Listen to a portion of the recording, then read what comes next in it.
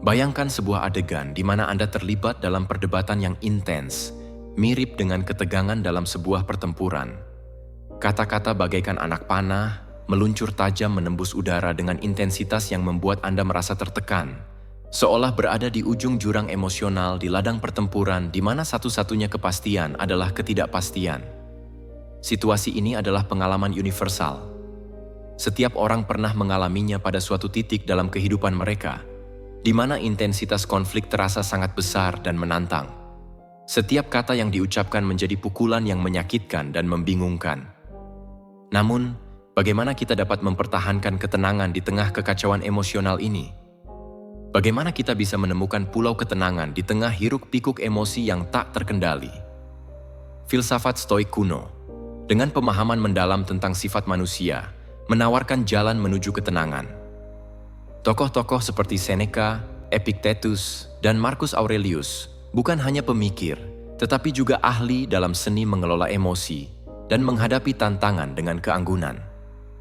Dalam perjalanan ini, kita akan menjelajahi ajaran Stoikisme untuk menemukan 10 teknik inspiratif yang memungkinkan kita mengatasi konflik secara langsung dan lebih konstruktif. Alih-alih menghindari bentrokan, hadapilah tantangan dengan kebijaksanaan dan ubah setiap konflik menjadi kesempatan untuk tumbuh dan berkembang. Apakah Anda siap untuk memulai perjalanan menuju ketenangan ini?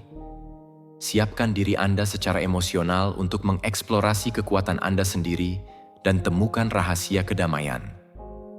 Mari kita bergabung dalam perjalanan transformasional ini, menemukan harta karun kebijaksanaan Stoik dari zaman kuno, dan menavigasi gejolak kehidupan dengan penuh keanggunan dan tekad.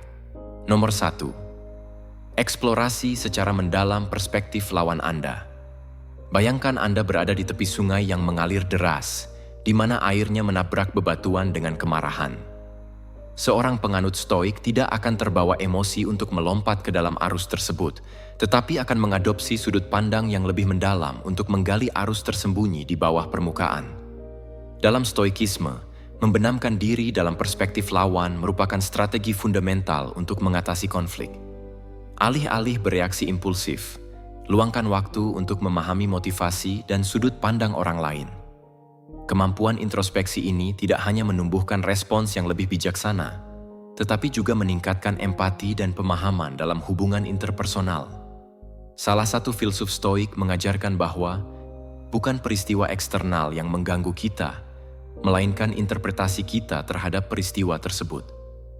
Pengajaran ini sangat relevan ketika kita membenamkan diri dalam perspektif orang lain untuk memahami alasan di balik tindakan dan kata-kata mereka. Dengan demikian, kita dapat menyadari bagaimana interpretasi pribadi kita mempengaruhi persepsi terhadap situasi tersebut. Praktik ini mencakup mengesampingkan prasangka dan membuka pikiran terhadap kemungkinan baru. Alih-alih terjebak dalam perdebatan, kita dianjurkan untuk mengadopsi sikap ingin tahu yang bebas emosi. Ini mencakup bertanya dengan tulus dan mendengarkan dengan saksama. Dengan menjauh sejenak dari situasi, kita dapat bernapas dalam-dalam dan mengadopsi sikap penuh perhatian. Sikap netral memungkinkan kita melihat situasi dari perspektif yang lebih luas dan objektif. Dengan cara ini, kita dapat menghadapi konflik dengan ketenangan dan kejernihan. Penting untuk tidak hanya mendengarkan kata-kata lawan, tetapi juga memahami motivasi dan faktor-faktor yang mendasari tindakan mereka. Kita harus menggali lebih dalam untuk memahami apa yang mendorong perilaku mereka. Strategi ini juga mendorong pengembangan keterampilan komunikasi yang efektif dengan memahami kekhawatiran dan perspektif lawan. Dengan demikian, kita dapat menyampaikan ide dan kekhawatiran kita dengan lebih jelas dan persuasif. Mencari kesepakatan dan bekerja sama menuju solusi yang saling menguntungkan menjadi penting. Kita harus menjelajahi lebih dalam dari sekadar penampilan luar, mencari akar dari tindakan dan kata-kata yang memotivasi mereka. Pertanyaan seperti apa yang menjadi kekhawatiran mereka, atau apa yang mereka dambakan dapat memberikan pandangan yang lebih komprehensif tentang siapa mereka sebagai individu. Ketika mengamati dari perspektif lawan, kita harus mengesampingkan prasangka dan penilaian yang telah terbentuk sebelumnya. Kita harus berusaha memahami dunia batin mereka, meskipun kita tidak setuju dengan tindakan atau keputusan mereka. Latihan empati ini memungkinkan kita menghargai pengalaman hidup yang telah membentuk sudut pandang mereka. Pertimbangkan bagaimana mereka mungkin melihat situasi dan prinsip-prinsip yang berlaku. Apa yang dipertaruhkan bagi mereka dan bagaimana mereka menafsirkannya. Pertanyaan-pertanyaan ini membantu kita menggali lebih dalam cara berpikir mereka dan mengidentifikasi kemungkinan kesepakatan. Penting untuk menjelajahi lapisan yang lebih dalam dari pengalaman manusia. Ini melibatkan upaya untuk menggali lebih dari sekadar permukaan konflik dan mencari penyebab yang mendasarinya. Permukaan hanyalah puncak gunung es, dan perlu untuk menyelidiki emosi, keinginan, dan ketakutan yang ada di dalam diri mereka. Dengan cara ini, kita tidak memvalidasi perilaku mereka, tetapi mencoba memahami kompleksitas pengalaman manusia. Pendekatan ini memungkinkan kita melihat di balik penampilan dangkal dan memahami kompleksitas pengalaman manusia, seperti seorang ahli geologi yang mempelajari lapisan batuan untuk memahami sejarah tanah. Kita menemukan berbagai lapisan pengalaman dan perspektif yang memengaruhi tindakan lawan kita. Dalam praktiknya, teknik ini dapat membantu kita menemukan wilayah bersama yang belum dijelajahi. Nomor 2. Komunikasikan dengan tenang dan tepat. Dalam kehidupan, kita pasti akan menghadapi situasi konflik, di mana pendapat dan kebutuhan kita saling bertentangan. Emosi kita teraduk dalam situasi seperti itu. Cara kita berkomunikasi dapat membuat perbedaan signifikan dalam hasil dan dalam bagaimana kita merasakan situasi tersebut. Filsafat Stoa, dengan fokus pada kebajikan, akal sehat, dan pengendalian diri, menawarkan pelajaran berharga tentang bagaimana mendekati komunikasi dalam momen konflik. Alih-alih menyerah pada amarah atau agresi verbal, kaum Stoa mengajarkan kita untuk menjaga ketenangan dan kejernihan dalam diri kita. Pendekatan ini tidak berarti menekan emosi, tetapi lebih kepada mengungkapkan kekhawatiran dengan cara yang mendorong pemahaman dan pemecahan masalah yang konstruktif. Mengembangkan kemampuan untuk mengekspresikan diri dengan empati dan ketulusan, sambil tetap menjaga ketenangan dan rasa hormat kepada orang lain, menjadi sangat penting. Bayangkan sebuah percakapan panas dengan rekan kerja yang memiliki sudut pandang berbeda. Alih-alih terjebak dalam konfrontasi verbal yang dipicu emosi, kita dapat memilih untuk menghadapi situasi tersebut dengan tenang dan jelas. Kita bisa memulai percakapan dengan mengakui perbedaan pendekatan dan mencari titik temu. Menjelaskan poin-poin pandangan kita dengan argumen logis dan contoh spesifik tanpa nada menuduh atau berlebihan secara emosional adalah langkah yang baik. Hal ini sejalan dengan ajaran Seneca dan para filsuf Stoa yang menekankan bahwa kekuatan sejati terletak pada penguasaan diri dan kemampuan untuk berkomunikasi dengan bijaksana. Komunikasi yang tenang dan jelas tidak hanya membantu kita menghindari eskalasi konflik yang tidak perlu, tetapi juga memungkinkan kita untuk membahas dan memecahkan masalah dengan lebih efektif. Ketika kita mengekspresikan diri dengan tenang, kita lebih mungkin didengar oleh orang lain dan menemukan solusi yang memenuhi kebutuhan semua pihak. Selain itu, pendekatan ini juga memungkinkan kita untuk memelihara hubungan yang lebih sehat dan bermanfaat dengan orang lain, terutama ketika kita mengkomunikasikan kekhawatiran atau ketidaksepakatan dalam suasana yang saling menghormati dan konstruktif. Kemampuan mendengarkan secara aktif menjadi keterampilan fundamental sejalan dengan prinsip-prinsip Stoa. Ini melampaui sekadar menunggu giliran untuk berbicara. Kita membenamkan diri dalam kesadaran terhadap kata-kata dan gerak tubuh lawan bicara kita. Praktik ini merupakan tindakan empati dan pengertian sejati. Ketika kita berkomitmen untuk mendengarkan secara aktif, kita membenamkan diri dalam dunia emosional lawan kita, mengenali dan memvalidasi emosi serta pengalaman mereka. Ungkapan sederhana namun kuat seperti, "Saya memahami rasa frustrasi Anda," menunjukkan rasa hormat terhadap perspektif orang lain. Pada saat yang sama, kita menyampaikan kekhawatiran kita dengan kejelasan dan tanpa rasa bersalah. Ini membantu kita menghindari jebakan pengadilan dan tuduhan, memilih pernyataan yang mencerminkan kebutuhan dan emosi kita. Misalnya, dengan mengatakan, "Saya menghormati situasi ini dan merasa sakit hati ketika Anda..." Kita dapat menyampaikan kekhawatiran kita dengan cara yang konstruktif dan tidak konfrontatif. Keteguhan dan ketenangan menjadi sekutu kita dalam komunikasi. Sesuai dengan prinsip-prinsip Stoik, kita menghindari kebisingan agresif dan memilih ketenangan. Kita berbicara dari pengendalian diri, bukan dari amarah, tetapi dari tekad dan keamanan, sambil menjaga nada bicara yang seimbang yang mendorong kolaborasi alih-alih konfrontasi. Dalam hal ini, perjalanan menuju penyelesaian konflik mengingatkan kita bahwa tujuan utama bukanlah untuk menang, tetapi untuk menemukan solusi yang bermanfaat bagi kedua belah pihak. Kita berpindah dari keinginan untuk selalu benar dan fokus pada pencarian solusi kreatif dan kolaboratif. Kita memulai percakapan dengan pertanyaan terbuka yang mengundang lawan bicara untuk berpartisipasi dalam pencarian titik temu, di mana kedua suara didengar dan dihormati. Dengan menerapkan strategi-strategi yang terinspirasi oleh Stoikisme, kita tidak hanya meningkatkan keterampilan komunikasi kita, tetapi juga membina hubungan yang lebih autentik dan penuh kasih sayang. Nomor 3. Hadapi konfrontasi dengan kehati-hatian.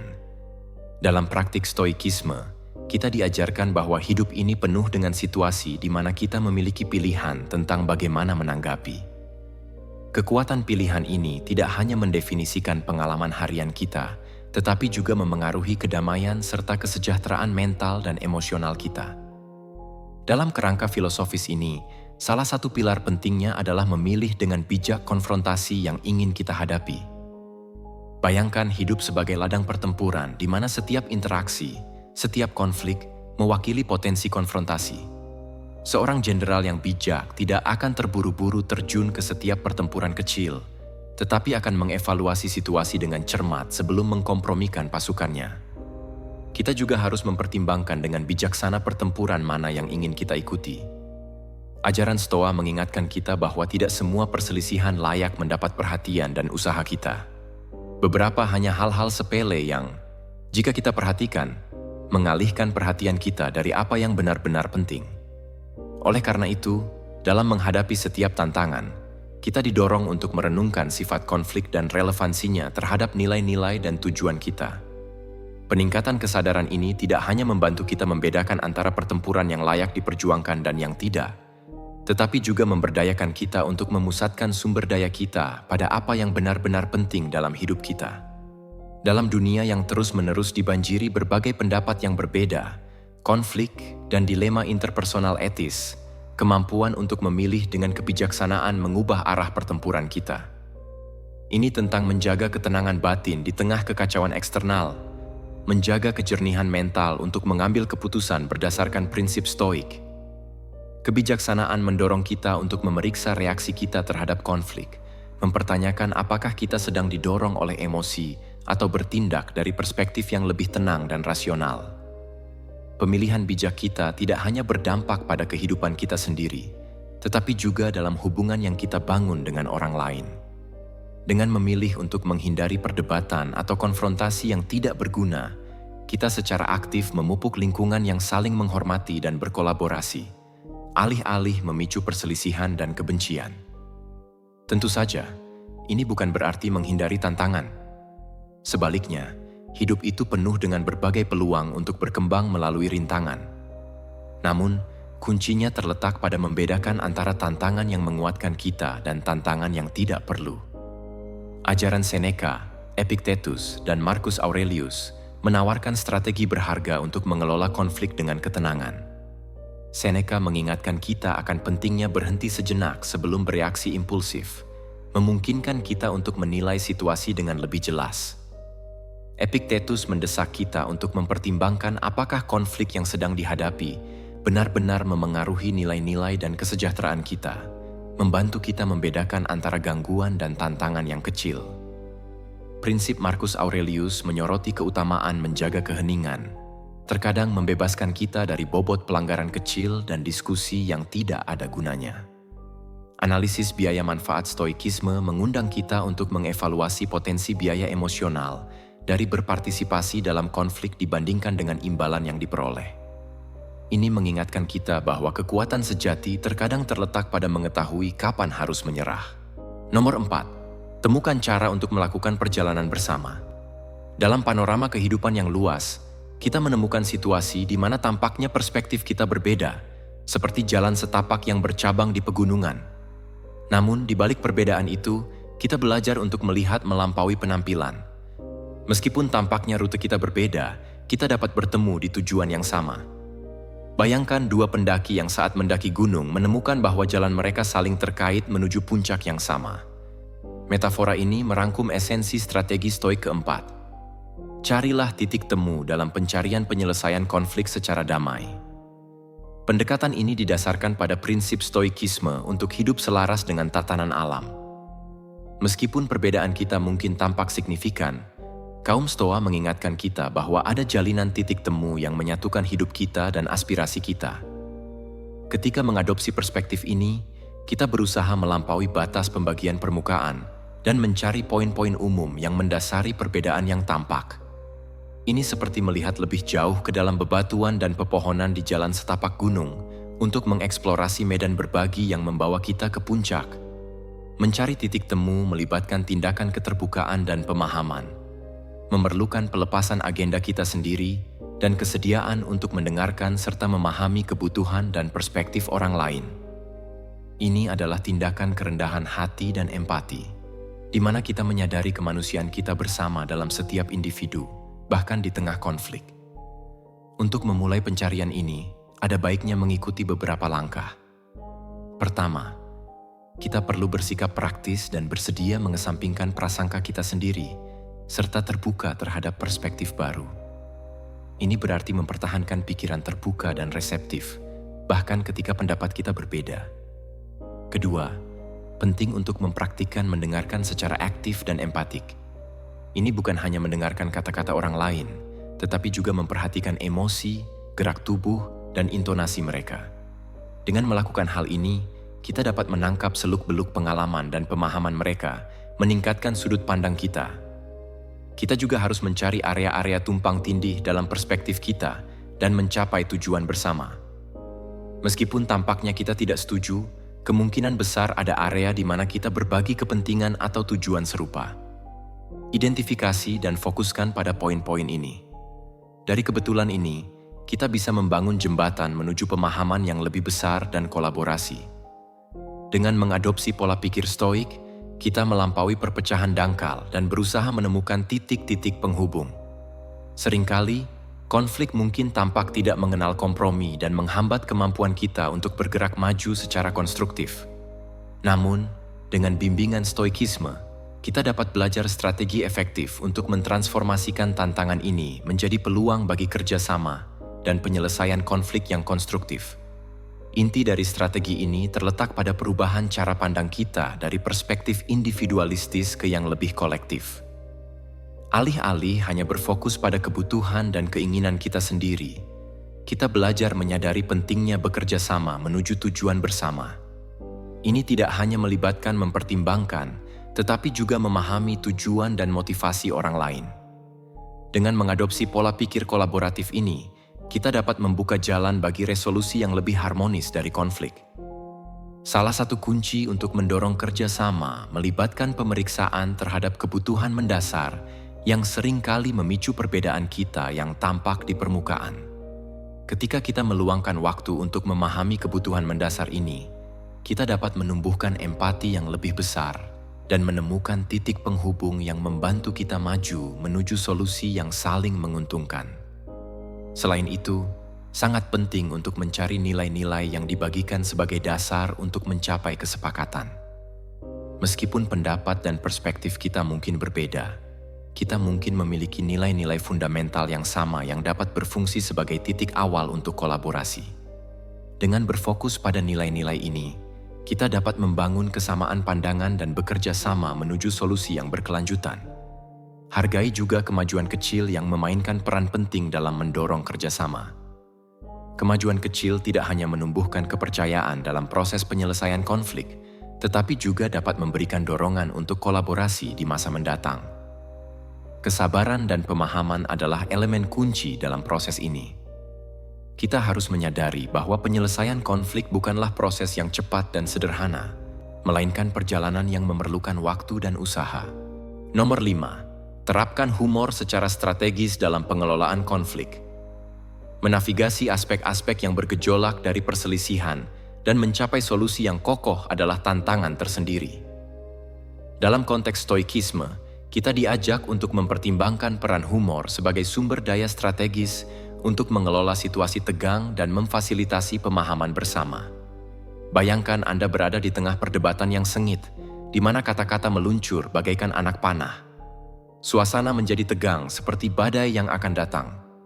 Disinilah ingenuitas Anda diuji. Humor dapat menjadi sekutu yang diam, penyeimbang di tengah konflik. Namun, para filsuf Stoa memperingatkan bahwa humor adalah alat yang perlu digunakan dengan hati-hati.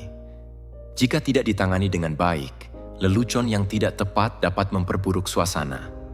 Oleh karena itu, sangat penting untuk menggunakan humor dengan bijaksana, sensitif terhadap keadaan dan perasaan orang lain. Beberapa pedoman praktis perlu diingat. Pertama, kenali audiens Anda dan evaluasi konteks sebelum menggunakan humor. Apa yang mungkin lucu dalam satu situasi bisa jadi tidak pantas atau menyinggung dalam situasi lain. Oleh karena itu, pertimbangkan nada dan isi lelucon Anda. Humor seharusnya digunakan untuk memfasilitasi komunikasi dan saling pengertian, bukan sebagai tujuan itu sendiri. Sangat penting untuk tetap fokus pada tujuan utama penyelesaian konflik secara konstruktif dan mencapai perjanjian yang saling menguntungkan.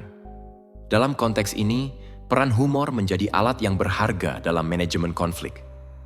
Kemampuan untuk menemukan momen-momen ringan dan tawa di tengah ketegangan dapat meredakan permusuhan dan menciptakan ruang yang lebih kondusif untuk dialog yang konstruktif. Namun, menggunakan humor dengan efektif dalam situasi konflik memerlukan pemahaman mendalam tentang audiens dan pertimbangan yang cermat terhadap keadaan. Pertama-tama, kita harus menyadari bahwa setiap orang memiliki selera humor yang berbeda dan kepekaan yang unik. Apa yang lucu bagi satu orang mungkin tidak sama bagi yang lain. Oleh karena itu, penting untuk memilih kata-kata dengan hati-hati dan menghindari komentar yang tidak pantas. Usahakan untuk menciptakan tawa bersama, alih-alih mengejek lawan. Tujuan humor dalam menyelesaikan konflik adalah untuk menciptakan lingkungan yang bersahabat dan penuh keterlibatan. Seseorang yang bisa menertawakan diri sendiri biasanya lebih aman dan efektif, menunjukkan kerendahan hati dan kesediaan untuk mengakui kesalahan pada waktu yang tepat. Penggunaan humor juga penting setelah situasi konflik. Menilai kembali situasi dan mempertimbangkan keadaan emosional sangat penting, karena humor yang tidak tepat dapat menimbulkan konsekuensi negatif. Oleh karena itu, tunggulah hingga emosi mereda sebelum memperkenalkan komentar lucu. Penting untuk diingat bahwa humor seharusnya digunakan sebagai alat untuk membangun jembatan dan memfasilitasi komunikasi, bukan untuk memecah belah atau merendahkan orang lain. Meskipun humor dapat meredakan ketegangan dan meningkatkan saling pengertian, humor semata tidak dapat menyelesaikan konflik. Untuk mencapai hasil yang konstruktif, humor harus digabungkan dengan ketulusan, empati, dan kemauan untuk memecahkan masalah. Nomor 6. Penyelesaian konflik melalui pengacuan pada nilai-nilai internal. Strategi ini mendorong kita untuk memengaruhi dan menanggapi keyakinan orang lain. Semakin dalam kita memahami gambaran tersebut, semakin banyak yang bisa kita tawarkan, seperti pohon ek yang berakar kuat dan tangguh sebagai metafora untuk kekuatan yang ada. Kita dapat mengatasi konflik dengan keterampilan dan perdamaian, alih-alih konfrontasi langsung. Kita didorong untuk mengarahkan perhatian kita kepada nilai-nilai dan kepercayaan fundamental lawan. Dengan memahami dan menghormati kompas moral mereka, kita dapat menemukan solusi yang selaras dengan keyakinan mereka. Selain itu, pendekatan ini tidak hanya mendorong pemahaman yang mendalam, tetapi juga penerimaan yang tulus terhadap usulan solusi tersebut, mengarah pada perjanjian jangka panjang yang tetap berlaku. Untuk memulai perjalanan ini menuju persuasi berbasis nilai, penting untuk mengikuti langkah-langkah tertentu. Pertama, luangkan waktu untuk memahami nilai-nilai dan keyakinan orang-orang yang terlibat dalam konflik. Ini melibatkan mendengarkan secara aktif dan menunjukkan ketulusan serta minat untuk memahami perspektif mereka. Tunjukkan empati dan rasa hormat terhadap keyakinan mereka sebagai dasar untuk komunikasi yang efektif dan penyelesaian konflik yang konstruktif. Setelah kita mengidentifikasi nilai-nilai tersebut, kita mulai mencari titik penghubung antara keyakinan mereka dan keyakinan kita sendiri. Ini mungkin melibatkan penyajian ide-ide kita dalam istilah yang sesuai dengan nilai-nilai mereka, menunjukkan bagaimana usulan kita selaras dengan apa yang penting bagi mereka. Dengan melakukan ini, kita meningkatkan kemungkinan bahwa mereka akan menerima saran kita dan mencapai tujuan berdasarkan kesepakatan bersama. Sangat penting untuk tetap tenang dan menjaga ketenangan sepanjang proses konfrontasi. Tekanan agresif dapat membuat orang lain menjauh dan menghambat upaya kita untuk menyelesaikan konflik. Sebaliknya, kita harus berpegang teguh pada nilai-nilai dan prinsip kita, sambil menunjukkan sikap terbuka dan menerima terhadap kekhawatiran dan perspektif orang lain. Selain itu, sangat penting untuk memahami prinsip-prinsip yang memandu tindakan orang lain, serta nilai-nilai yang mereka pertimbangkan. Penting untuk memperhatikan kata-kata dan tindakan mereka, memungkinkan kita untuk memetakan lanskap nilai mereka, dan mengidentifikasi kemungkinan titik penghubung yang ada. Dengan melakukan ini, kita dapat membantu mengurangi kesenjangan antara perspektif kita. Ketika menyampaikan argumen kita, penting untuk menunjukkan bagaimana solusi tersebut mencerminkan nilai-nilai yang dianut bersama. Tindakan lebih bermakna daripada kata-kata. Oleh karena itu, memberikan contoh anekdot atau pengalaman spesifik yang menggambarkan bagaimana pendekatan ini mewujudkan prinsip-prinsip dasar yang kita anut bersama akan memperkuat argumen kita dan membuatnya lebih manusiawi. Memahami nilai-nilai orang lain sangatlah penting. Sesuaikan pesan kita agar dapat diterima dengan baik oleh mereka. Alih-alih mencoba untuk memanipulasi mereka, kita menggunakan bahasa mereka dan berbicara dengan cara yang mencerminkan kepentingan dan kekhawatiran yang tersirat di dalamnya. Dengan melakukan ini, kita menciptakan titik temu sebagai pengganti berkomitmen pada prinsip-prinsip fundamental kita dalam usaha untuk menemukan tema umum. Meskipun pada pandangan pertama nilai-nilai mereka mungkin tampak berbeda, kita dapat menemukan kesamaan dalam kewajiban, kejujuran, dan kesetaraan. Dengan mengidentifikasi dan menyoroti poin-poin umum ini, kita dapat membangun ikatan yang lebih kuat dengan orang lain dan membuat argumen kita lebih meyakinkan dan dapat dipahami oleh mereka. Dalam semua proses ini, penting untuk diingat bahwa kita berusaha memahami dengan rasa saling menghormati, bukan untuk memaksakan pandangan kita.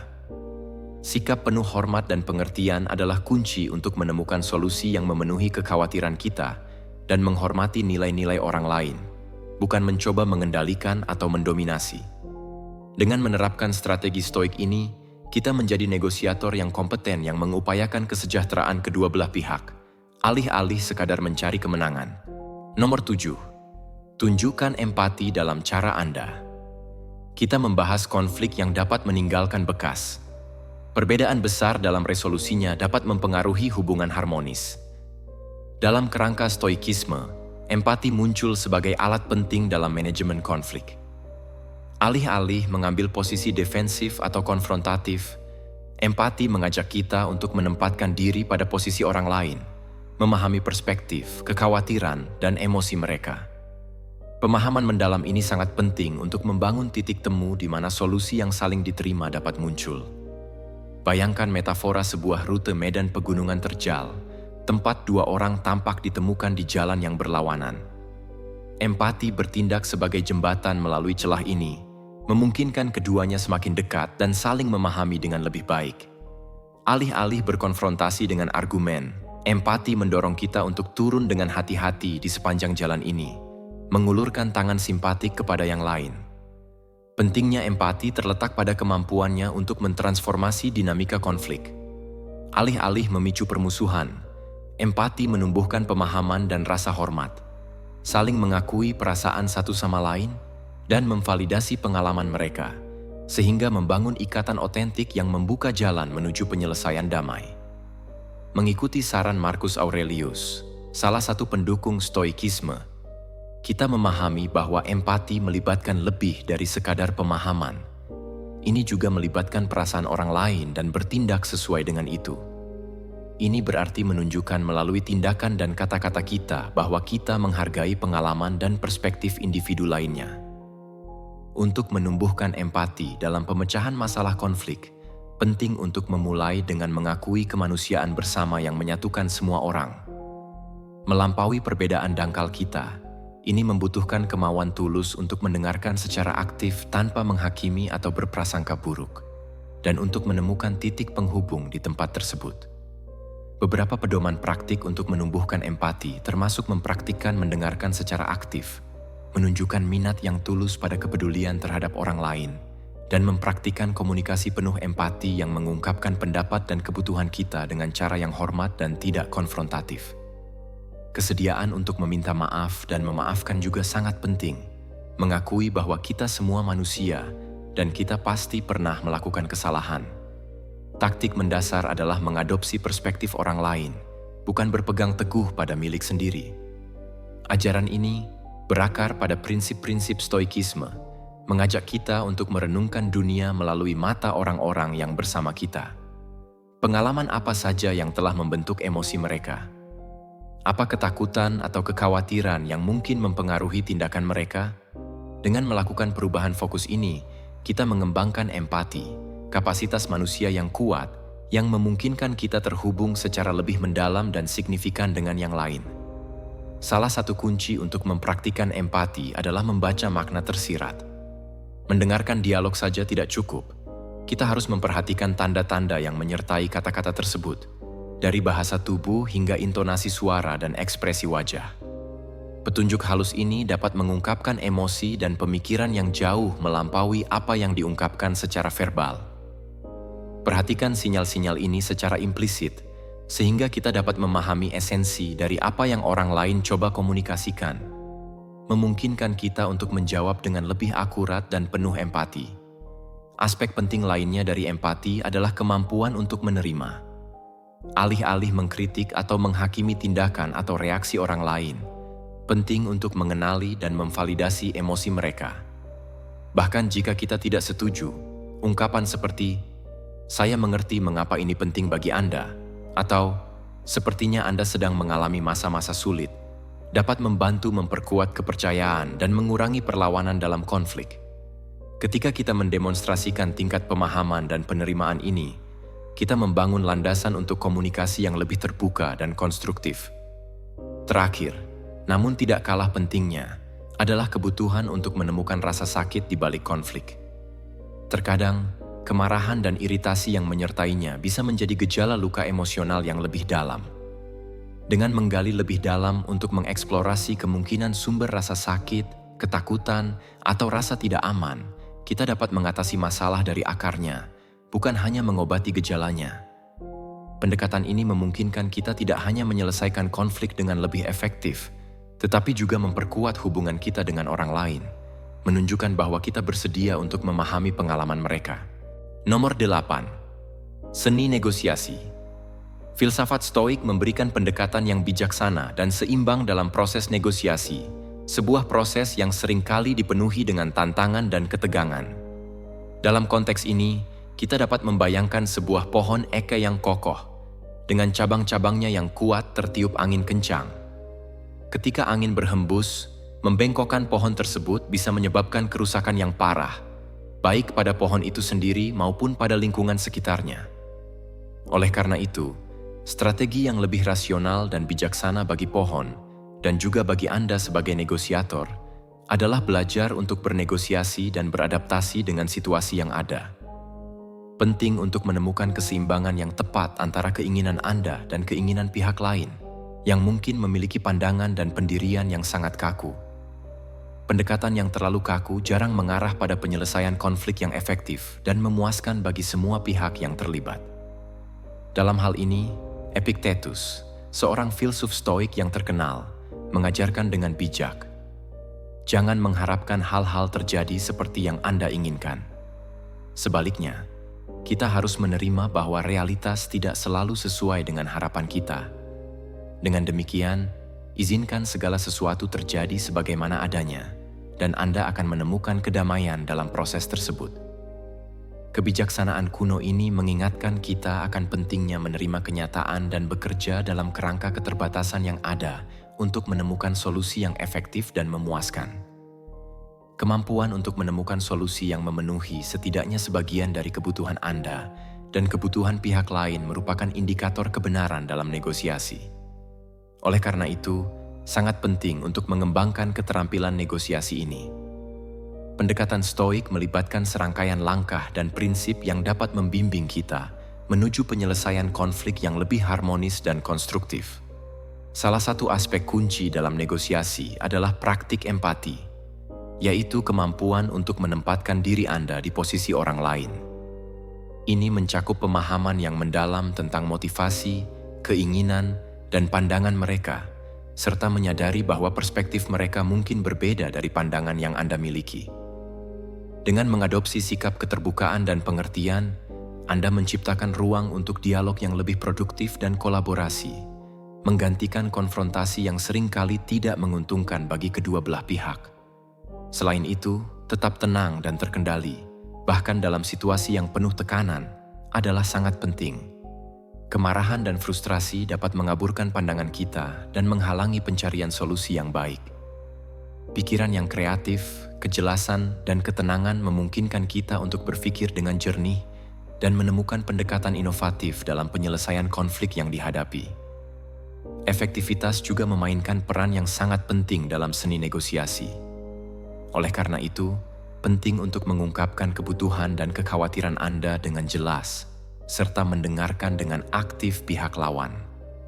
Membuka jalur komunikasi dan bersikap jujur akan membangun kepercayaan dan saling pengertian, sehingga menciptakan landasan yang kokoh untuk kolaborasi yang konstruktif dan produktif.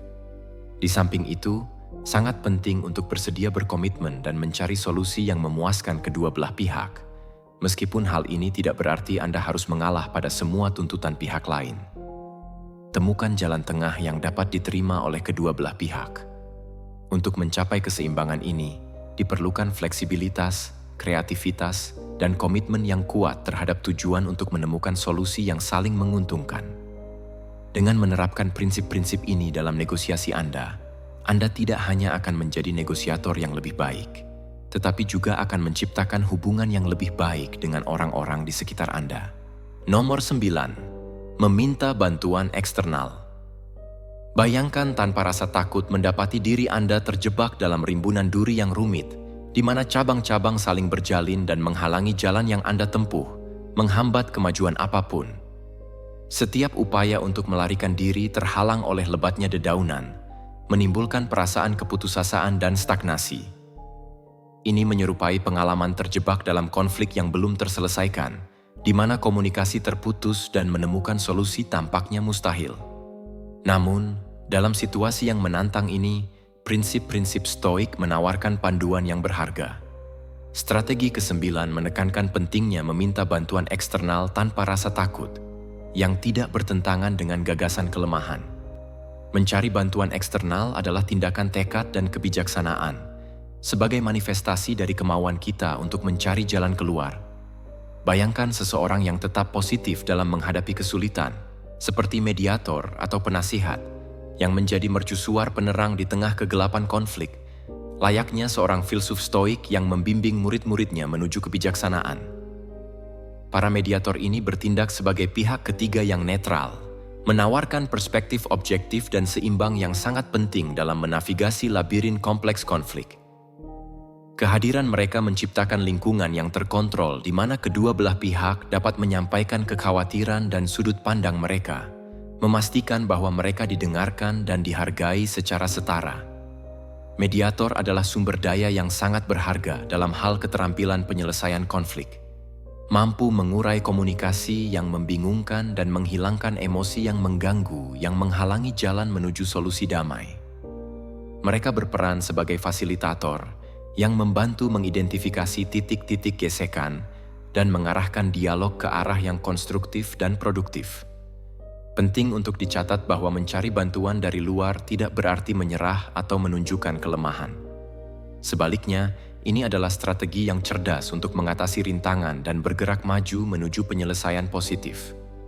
Menyadari keterbatasan kita sendiri dan menerima bantuan dari orang lain menunjukkan kerendahan hati dan komitmen yang tulus untuk mencari solusi damai. Emosi yang intens seperti kemarahan, ketakutan, atau frustrasi dapat mengaburkan penilaian kita dan menghambat kemampuan kita untuk berkomunikasi dengan jelas di tengah konflik.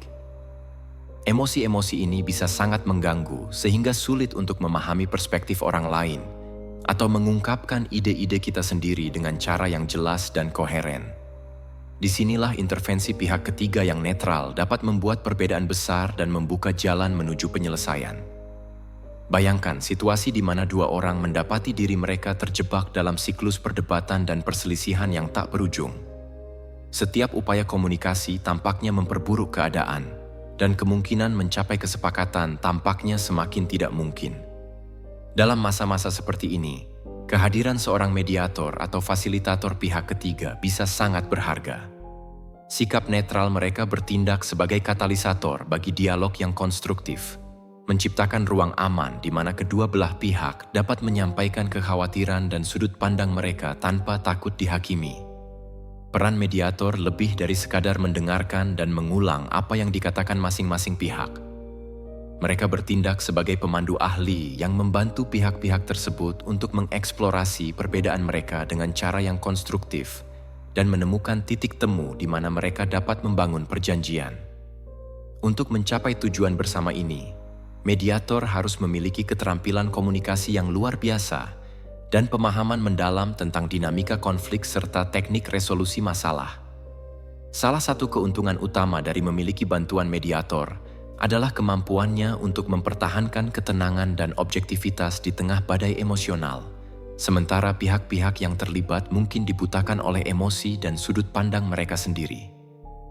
Mediator dapat menawarkan perspektif yang lebih seimbang dan rasional, membantu meredakan ketegangan dan membuka saluran komunikasi baru. Selain itu, mediator juga memfasilitasi dialog yang dapat membantu pihak-pihak tersebut mengembangkan solusi praktis dan layak yang menjawab kekhawatiran dari kedua belah pihak. Bagian dari proses penyelesaian yang adil ini mungkin melibatkan eksplorasi komitmen kreatif atau identifikasi area kesepakatan yang dapat berfungsi sebagai dasar bagi penyelesaian konflik. Dalam beberapa tahun terakhir, tujuan mediator adalah membantu pihak-pihak tersebut menemukan solusi yang dapat diterima oleh semua yang terlibat, serta mempromosikan hubungan jangka panjang yang positif. Penting untuk dicatat bahwa intervensi seorang mediator bukanlah pertanda kelemahan, melainkan tanda tekad dan kedewasaan untuk mengatasi konflik dengan cara yang konstruktif. Ketika meminta bantuan dari pihak ketiga, pihak-pihak yang terlibat menunjukkan kesediaan mereka untuk menemukan solusi saling menguntungkan dan komitmen mereka terhadap penyelesaian sengketa secara damai. Singkatnya, kehadiran pihak ketiga yang bersikap netral dalam penyelesaian konflik dapat memainkan peran penting dalam menciptakan lingkungan percakapan yang lebih santai dan produktif. Nomor 10. Ingatlah bahwa Anda mengendalikan reaksi Anda.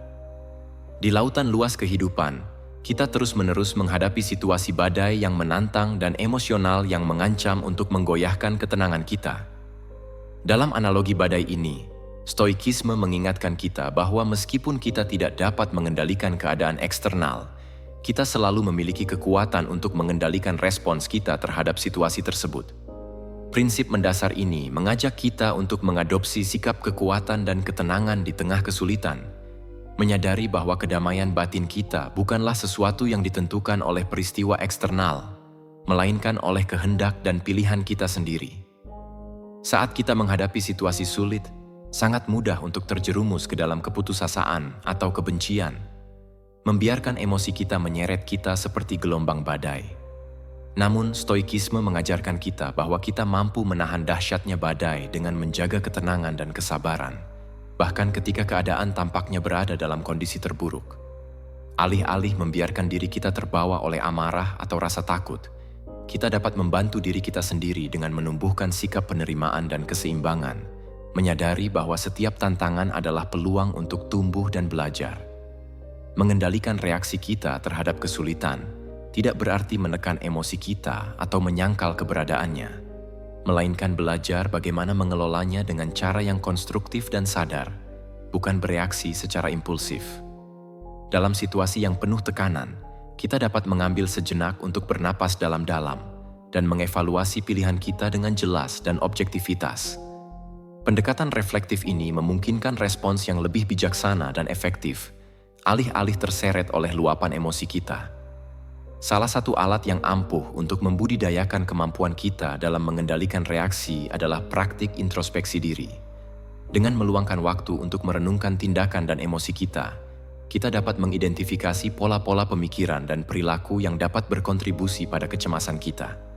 Proses ini memungkinkan kita untuk mengembangkan kesadaran diri yang lebih besar, dan disiplin diri memberdayakan kita untuk menghadapi kesulitan dengan tenang dan keteguhan hati. Stoikisme juga mengajarkan pentingnya menjaga perspektif yang tepat dalam menghadapi kesulitan. Alih-alih berfokus pada hal-hal yang berada di luar kendali kita, seperti cuaca buruk saat badai, kita dapat mengarahkan perhatian kita kepada apa yang bisa kita kendalikan, sikap dan respons kita terhadap situasi tersebut. Ketika kita mengadopsi sikap penerimaan dan kepasrahan dalam menghadapi hal-hal yang tidak bisa kita ubah, kita melepaskan energi dan perhatian kita untuk fokus pada apa yang bisa kita lakukan. Akhirnya, kekuatan untuk mengendalikan reaksi kita terhadap kesulitan terletak pada kemampuan kita untuk menumbuhkan kebajikan, kebijaksanaan, dan penguasaan diri melalui latihan dan refleksi yang berkelanjutan. Kita dapat belajar untuk menghadapi tantangan hidup dengan keberanian dan ketenangan, menemukan kedamaian dan kekuatan di dalam diri kita. Di tengah badai, ingatlah bahwa Anda mengendalikan reaksi Anda. Bayangkan diri Anda berada di tengah badai dahsyat dengan gelombang bergemuruh di sekeliling Anda dan angin yang sangat menghancurkan. Meskipun badai yang dahsyat di luar kendali Anda memiliki pilihan untuk menangani situasi tersebut. Analogi ini mencerminkan esensi dari taktik stoik ke-10. Ingatlah bahwa Anda bertanggung jawab atas reaksi Anda, bukan keadaan di sekitar Anda. Para stoik mengingatkan kita bahwa kekuatan sejati berasal dari penguasaan dunia batin kita, bukan dari mengandalkan kekuatan dunia luar untuk mencapai kepuasan. Fokuslah pada reaksi kita yang dapat kita kendalikan, dan temukan kedamaian batin di tengah badai kehidupan.